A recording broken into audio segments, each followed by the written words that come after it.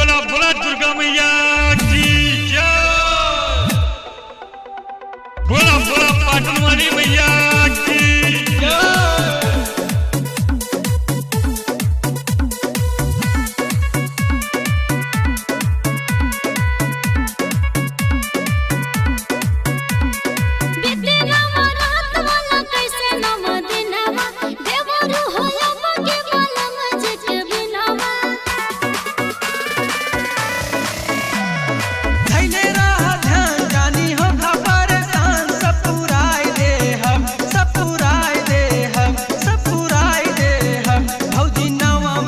घुमाए दे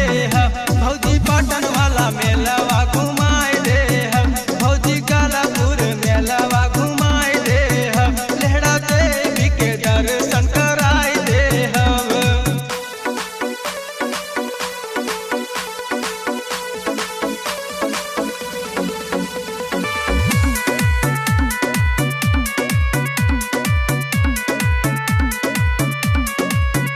जानी हो से हम बानी नु पास लेके चलाब मन में रखा विश्वास लेके चलाब मन में रखा विश्वास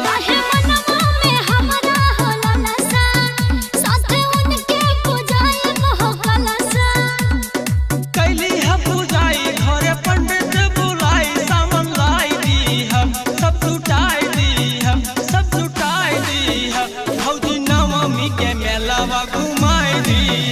भौजी पाटन वाला मेलावा घुमाए दिया भौजी गालापुर मेलावा घुमाए दिया लेहड़ा देवी के दर्शन कराए दिया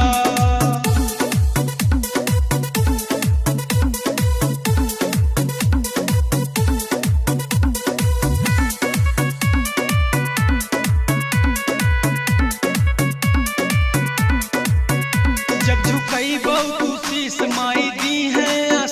साजन सोनी जी है तो हर लाखों बरिस साजन सोनी जी है तो हर लाखों बरिस ये बंगला बनी हम मंगना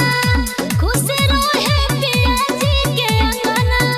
संस्कार के संग हम बुलाए के भजनिया गवाए दे हम हाँ गवाए दे हम साजन सोनी के गाना सुनाई दे हम साजन सोनी के गाना सुनाई दे